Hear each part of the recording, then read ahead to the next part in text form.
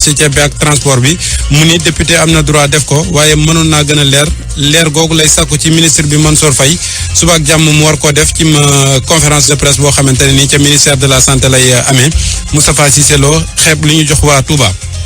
ginnaaw bi dinañu dugg biir réew mi ak xibaar yi mujj ci coronavirus sunu gan docteur Bayal Cissé médecin chef région bu Tamba ci waxtaan muy seq ak Pape Bes Diba.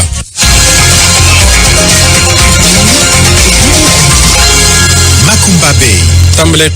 kii la ñu yaakaar ni moom moo faat ki ñu leen doon xibaar fan yi ci champ de course su Thiès ñaari waxambaane yu doon xeex ba kenn kiy jam moroomam mu daal di faatu ci saasi ki ñu ni woon nag moom moo doon xeex ak waa ji commissariat bu police ba nekk foofee ca gox ba daal dina koy teg loxo keroog talaata nag lañ doon xeex ba loolu am ci.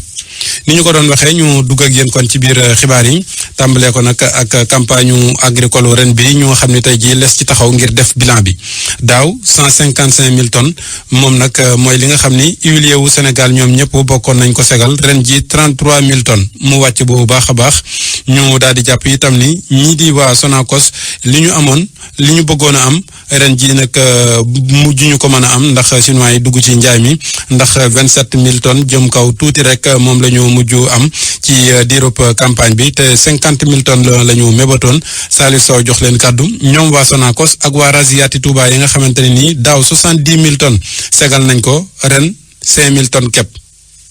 Sonacos amoon na yéene naal 50,000 tonnes gerte waaye li ñu am genn wàll gala bu teg tuut Mamadou Diagne Fada moo jiite kër ga. demoon nañ ba am lu mat 28 000 tonnes ci 50 000 tonnes yi nga xam ne moom la ñu amoon comme objectif ginnaaw bu ñu ko saytuwaatee. alors malheureusement dox quelques semaines rek pandémie Covid-19 bi dugg si tax ba dajaloo yi mënatul a am suñu wàll bopp ñu jël ay dispositions pour toogloo liggéeykat yi seen kër ñi nga xam ne ñoo doon ñëw aussi di indi camion gerte yi ñoom itamit wàññeeku bu baax a baax donc mu mel ne daal Covid-19 bi aussi ni mu laale entreprise yu bari laal nañu. huiliers yi nga xamante ni ñooy yëngatu ci wàllum privé bi Covid-19 bi tamit sonal na leen waaye du moom képp ndaxte ñoom nee ñu daaw 250,000 tonnes gerte naaloon nañu ko ren 5,000 sax jafe-jafe dëgg lañ am ngir jot ko ñoom nag jàpp nañ ne exportateurs yi dañuy jënd gerte gi di ko génne ci réew mi maanaam chinois yeeg yu nu mel ñooy seen jafe-jafe dëgg soxna Maam Xari Mbàkke moom moo leen jiite. daaw li ñuy segal ci gerte dem na ba ci 70,000 tonnes waaye ren li ñu jënd ñun waa Rasiat lépp ci gerte di ko segal matul sax 5,000 tonnes waaye li waraloon loolu mooy campagne bi dafa ubbi sañaa wax ne ñu ngi jëndee prix officiel lu gerte gi 210 teg ay fan yu néew ñu gis ñi nga xam ne ñoo yëngu ci wàllu exportation dugg ci biir réew mi di jëndee gerte gi lu dem ci juróom fukk ak juróom jàpp juróom benn fukk loolu nag mu indi rëq-rëq bu mag ci campagne ren bi. leneen li indi jafe-jafe mooy ne diwlin boo xamante ni sunu gerte la jógee gis ko ci marché bi jafe-jafe la leneen li mooy aliment de bétail di xont gi ñu war a xont jur yi lee tamit dafa raaroon waaye ren gii sax la wàllu gën a aay bu ñu sukkandikoo ñoom ñiy naal gerte gi la si seenu jàngat. jafe-jafe yi ku nekk xam na ne Sénégal ñi ngi importer huile de palme ak huile de soja moom la ñu consommé ci biir réew mi daanaka kenn gisul huile d'arachide. deuxièmement aliment de bétail bi bu ñu doxee tuuti dina manqué wala mu yokk ndax industrie yi nga xam ne ñoom ñooy def aliment de bétail ak volaille ràkkal dafa bokk ci seeni matière première te tey jii ku nekk xam na ne prix ràkkal lu ñu daan jaayee 140 tey mi ngi dem ci 200 francs te mënoo ko gis. campagne gerte gi ren baaxul santul yàlla coronavirus bokk na ci li ko indil jafe-jafe ba tax na waa Rasiat di waa privé bi ak waa Sonacos di waa public bi ne nguur gi nañ leen jàppale gaaw ndax sonn nañu. li nga xam ne moom lañ waroon a xaar waroon ko jot bu fekkonte ne Covid-19 amul woon loolu lépp xayma nañ ko bind nañ ko jox nañ ko ñi nga xam ne ñoom lañ war a jox léegi nag jàpp naa ne amul solo pour ñu wax ne nangam ji la ñu soxla ndax lu ñëpp bokk moom da ngay xam ne ñëpp ñoo ko bokk joxe nañu kayit yi jébbal nañ ko ñi ñu ko war a jébbal léegi nag ñu ngi leen di may nopp di leen déglu. campagne njaayum gerte gi ñu ngi ko door fan bu njëkk ci weerub décembre gii weesu mu war a jeex fanweeri fan ci weeru mai gii ñu jëm ñi nga xamante ni ñoom ñooy naal diwlin gi di waa privé bi wala waa public bi ci réew mi yépp daaw gerte yi ñu jotoon jël def ko mu doon diw motoon na ci téeméer ak juróom fukk ak juróomi junni tonnes waaye ren fanweer ak ñetti junni tonnes képp la ñu amagum bu fekkente ni dañuy tëkkale ren ak daaw mun nañ ne daaw bu fekkente ni am nañu téeméer ren ñaar fukk képp la ñu am. ñu yegg si ci ministre bi Moussa Baldé mi nga xam ne moo ko yor ren ñaata la ñu am ci gerte mu ni 1,4 million tonnes ci wàllu xott gi 400,000 tonnes yi nag moom daal dinay dem bitim réew mooy li ñu exporté Sonacos Salif Sow wax na ko léegi ministre bi nii fi mu ne nii daal li far mooy jiwu wi te ñu ngi góorgóorlu bu baax ba semaine bii ñu dëgmal ñu tàmbali ko cee joxe. li ñu collecté boo ko xaymaa ci maanaam fokk defe naa loolu ngeen di wax gerte haute. mu ngi toll ci juróomi téeméeri junni tonnes la toll. 500 000 tonnes. 500 000 tonnes à peu près. donc li ma la wax daanaka 400 000 yëpp ci exportation la dem. téeméeri yi boo xoolee semence yi ñoo jël ay peut-être 90 000 ay semence la. Sonacos mu ngi am 27 000. li ñu am lépp ñaata la production totale. production gerte bi ni ñu ko estimé woon mu ngi toll ci 1,4 million tonnes. foofu ngeen ko jàpp ba léegi. foofu la ñu ko jàpp kay. semence certifiée. les opérateurs semenciers. li ñu stocké c'est 52 000 tonnes semence certifiée yoo xam ne suñu service dem nañu vérifier ñu ne lii mën na nekk semence certifiée 52 000 tonnes. mais collecte globale bi mu ngi tolloo ci 90 000 tonnes. loolu la ñu collecté pour semence pour nawet bii di ñëw loolu la opérateurs yi collecté. doy na ñun ci suñu wàllu bopp. daaw 70 000 tonnes lañ jëndoon. ren bëgg nañ jënd à peu près aussi 70 000 tonnes. donc ñun li ñu soxla en tout cas opérateurs yi yoon. ci wàllu séddale mi gannaaw coow li est-ce que dina am soppiku gu mag goo xamante ne nii mënees na ko cee xaar ren ji. li ñu bëgg mooy ñun en tout cas commission yi. ñu gën a am doole. ñu gën leen surveiller. loolu moo tax sax bëgg naa ren ñu commencé distribution semence semaine prochaine. bu gën a gaaw teel a egg ci producteurs yi. ñu fexe ba effectivement gën a am contrôle pour qu'au niveau des commissions que distribution bi ça se passe de façon équitable. semaine prochaine avant mai. oui bien sûr. Moussa Baldé suba ak jàmm bu soobee yàlla moom laa fas yéene dalal muy doon gan gi ci RFM soir mu fas yéene def nag bilan wu campagne bi ak li ñu am ci yeneen wirgo yi ceeb beeg semence yi ak yu ni mel juróom-ñetti minutes gannaaw juróom-ñeenti waxtu ci rajo Futur Média. rajo askan lu ëpp juróom fukk ci ay woto ki moto Jakarta yoo xam ne jàppees na leen ca tey jii la woon ca diwaanu Kaolack ci ay vérification ki contrôle yoo xamante ne nii takk der ya foofee nag ñoo ngi koy amal ngir lépp rek bëgg ko sàmmonteeg sart yu bees yi nga xam ne moom lañ tëral ak jàngoro ji am na ci ñoo xam ne ay amaana ki sanction di daan yu ñu leen di teg rawatina nag si SARS Ibrahima Diame. opération de contrôle bi le nag dafa teel a jax wone boppam ndax laata midi rek élément police centrale bu Kaolack daal di nañ teg loxo lu mot juróom fukki woto naka noonu ay moto Jakarta daal di leen gaare kii di commissaire central bu Kaolack di Serigne Ahmadou Diop ànd ak kii di gouverneur doon def le bilan à mi-journée. fii ñu toll nii à midi am nañ si pratiquement une 50aine de véhicules maanaam juróom fukki véhicules yoo xam ne jot nañ leen taxawal oto yooyu yëpp aussi lu tax ñu téye leen dañu jotul respecté maanaam ndigal yi kilifa yi joxe woon naan surnombre de passagers ak déplacement yi jógee dëkk ak dëkk sans autorisation jotuñu ko respecté moo tax ñu téye leen boole si aussi Jakarta yi nga xam ne dañ leen tere ñuy yàpp moto yi daal d'une manière générale ak Jakarta yi ñuy yàpp 2 personnes ñoom aussi jot nañ leen fi téye daan yi nag moom bon li ñu njëkk a def mooy téye oto yi am na yenn daan yoo xam ne aussi ay amende forfaitaire lay doon am na si ñoo xam ne tamit ñiy def transport irrégulier dëkk ak dëkk ñooñu dañ leen di traduire devant le procureur de la République. ginnaaw Kaolack gouverneur daal dinay wutali Ndofane fekk ji ñi di waa gendarmerie doon def opération similaire fii itam am na ay woto yu bëri yu ñu jot a jàpp Alioune Badara Mbengue di gouverneur bu Kaolack. gis ngeen liñ fi jàpp buy secteur gendarmerie fii fekk nañ fi lu mat fukki oto ak juróom-ñaar ak lu mel ni juróomi moto donc 2 roues yi nga xam ne yëpp dañ leen jàpp. opération bi le nag daañu ko wëyal moom la kii di gouverneur xamle waaye jamono jooju nag borom woto yi ñu jàpp ñoo ngi ci njàqare bu reere naka noonu ñii di seen passager yi nga xamante ne gisatuñu woon benn oto bu leen mën a yóbbu ñu daal di rek dox ku nekk wutali fu muy jëm Ibrahima Diame Kaolack rajo Futur Média. ñi ma leen ko junjoon ci bopp xibaar yi Moustapha Cissé Lo ci ni gouvernement bi rawatina ministre Mansour Faye mi ko yor développement communautaire séddale dund bi ak ndimbal lekk wàllu transport yi mu ni d'accord na ci député gagné lu mel noonu waaye mu leer baax na ci mu koy sàkku ci ministre bi moom ci boppam xëy bi tam moom député bi li waa Touba jot.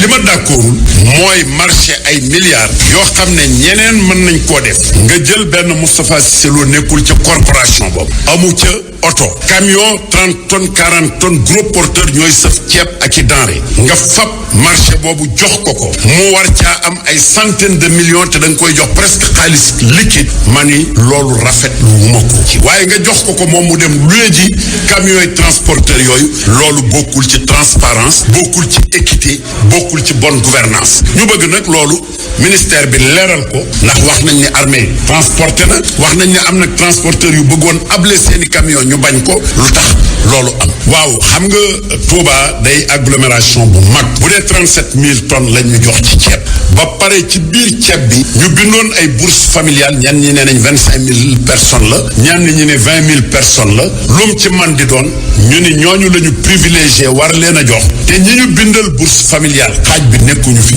xamee su leen ci Touba ñu ne dañ leen di joxaat ceeb bi ñi nga xam ne yelloo nañ ko dëkk Touba ñu ne ñoom mën nañoo bañ a am ne loolu jaaduwul jékkul ndax xaalis bi askan wi ñoo ko bokk. leeral googu muy laaj mën na am suba ak jàmm moom te ministre bi dina xëy ca ministère de la santé bu ministre bi waxee ba résultat yi ba noppi mu wax li ñu koy jiiñ ci ak mbuxum nan la demee mu nekkoon Moustapha Cissé Lo ci micro Marème Diop foofee ca Touba. léegi yéen ci biir xibaar yi ba léegi ndax gouverneur bu Kaolack nag moom fi mu ne nii ñu ngi leen ko doon wax ci xibaar yee weesu ci Fatick. lu mat ay masque yu bëree bëri la ñu daal di jël nag jox ko tailleur ya fa nekk ngir ñu di ko ñëw ñii 2 junniy masque la ñu wax tailleur ya nañu ko séddoo daal di koy defar ñu di ko sol foofee ñu daal ci déglu gouverneur Alioune Badara Mbengue ci micro Ibrahima Diamé. ku ne xam ne ne léegi réew yëpp presque d'accord nañ ci ne xeex bi war nañ ko jubale ci masque yi ñëpp di takk ay masque bu ñëpp takkee masque kenn du wàll kenn du la wàll déjà commencement pour jeexal xeex bi ci la bokk ak boole ci nag di raxasu boole ci du moytu yenn raj drogue yee xumb-xumb yi donc man mii di wax ak yéen peut-être ci gannaaw suba wala gannaaw suba bu soobee yàlla danaa leen woowaat pour présenter leen 2 junniy masque yi nga xam ne ni comité régional bi commandé na ko ci sama tur commandé na ko te ñu commandé ko ci tailleur bu nga xam ne ni mi ngi fii ci place bi parce que nag war nañ ci profité su fekkee test nañ ko ba xam ne yëpp baax na war nañ ci mën a profité aussi pour jox suñu xale yi liggéey au lieu parce que toogaay bi métti na bu ko defee 2 junniy masque yooyu occasion la pour ma lancer un appel pour ñëpp ñi nga xam ne ni dugaloon nañ seen loxo ci xeex bi indil ma ay dundu indil ma ay ceeb indil ma ay dawlin indil ma ay saabu ay gel ma woowaat leen nag ñu participer ci xeex bi indil ma ay masque bu ko defee su fekkee Kaolack yëpp distribué nañ leen masque ñu sol ko je crois que déjà commencement la pour ñu gagner bataille boobu. ay immigré yu jóge woon bitim réew ñëwoon fii vacances yi nag jeex fi mu ne nii tasanteeg ñu tëj réew mi ñu ni mënatuñoo dem te billet yi ñu jëndoon itam billet yooyu fi mu ne nii day daal di expiré ndax date bi day jeex ñu bëgg ñoom itam ñu di leen bàyyi xel ci li nga xam ni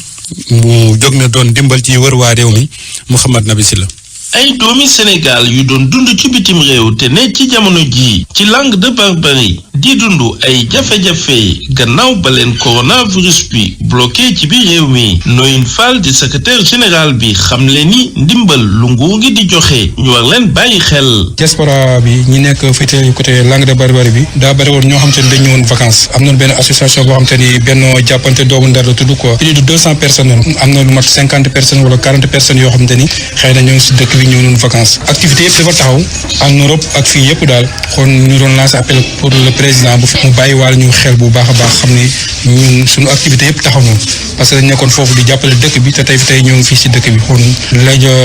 li waa dëkk bi soxla ñu soxla nañ ko daal. mu yokk ci sax yenn ci ay naataangoom jëloon nañu billet avion ngir dellu. te tey jii mënatuñ ko. 31 incha allah la fas yéene woon dellu te it bëri naa si ay morom yoo xamante ne waroon nañ dellu am na ñoo xamante ne seen béy congelé nañ ko am na ñoo xamante ne xëy na maanaam dañuy perte seen béy et bi moom di leen ko itteewoo daal. Ndaga Seck di président association benn jàppalante bi leen ëmb di fàttali askan wi ngir ñu yokk matuwaay. feebar bi dafa nekk loo xam ni lëmb na àdduna bi na kenn ku nekk jël matuwaayam nañ toog ci kër yi suñuy génn nañu soxla tax génn soxla boo xam ne mënta ñàkk te tey li muy metti jàpp naa ni ñi nekk Europe sax ñoo nu gën metti ñun tey am nañu disponibilité di génn 6 heures ba 8 heures moment bi nga xam ne dañ ne la toogal sa kër. ci at yi ñu génn kuréel gi ràññeekoon lool ci ay jëf ak i tabax ak ndimbalante ci biir askan wi ci lu bare loo xam ni dañ ko doon def ci Langue de Barbarie bi lay RFM ci Ndar Géej Mohamed Nabi Sylla. Jiyee Ngom dëkk la boo xam ne mi ngi ci Njaayeen Sirax département Kees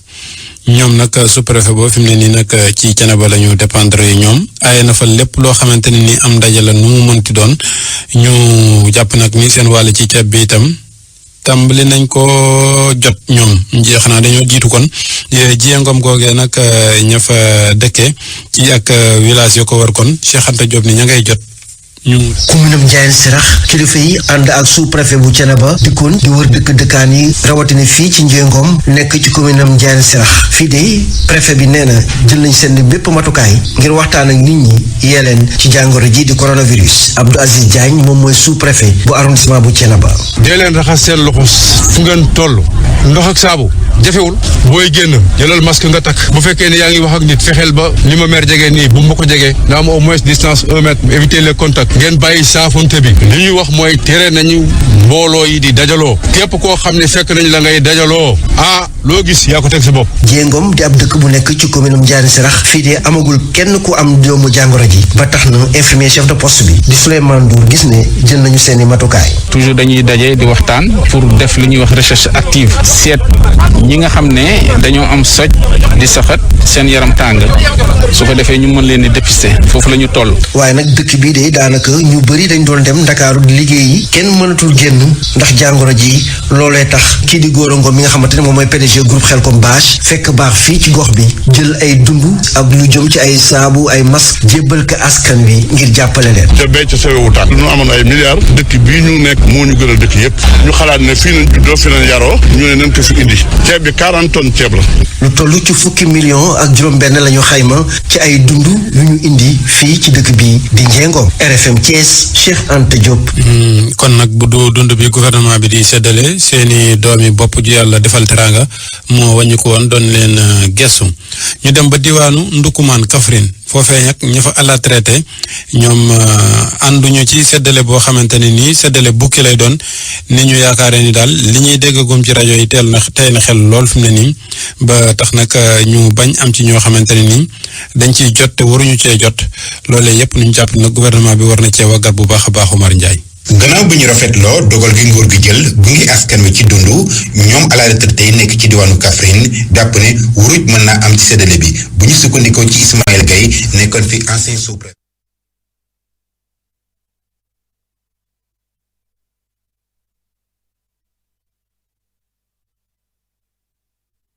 lañ waxoon pour joxe bourse famille dem nañ sax ba yenn autorité administrative yi dem nañ ba bañ a valider nit ñooñu lañ tànnoon pour jox leen bourse familiale loolu moom lu ma leer la te fekke naa ko ba tax na lii ñu jëm li si gën lépp loo xam ne daf ko nar a lëndëmal wala mu taqal ko wala mu salteel ko ba nit ñi gëm dootuñ ko gëm wala muy andi coow ak weerante di yàq li nga xam ne lii ànd bi ñu ànd juboo bi ñuy juboo war nañ ko bara moytu bon distribution vivre yooyu nañ ko xoolaat segg ko seggaat ko élan national bi développé wu bañ a freiné wu coow bañ ci am werante bañ ci am laalante bañ. terewut nag ñoom à la retraité yi ñu ngi sàkku ci askan wi ñu topp ndiglay kër docteur gannaaw bi ñu amee ak tiitaange ci tolluwaayu feebar bi. kenn ku nekk war nga ca bàyyi xel am ci yar am ci teggin ba loolu nga daw. comme ni ko ñëpp defee ñoom à la retraite ñu ci seen jiba lu toll ak téeméeri dërëm kenn ku ne jébbal ko nguur gi ngir ñu mën a dugal seen loxo ci xeex bi Kaffrine Omar Ndiaye RFM.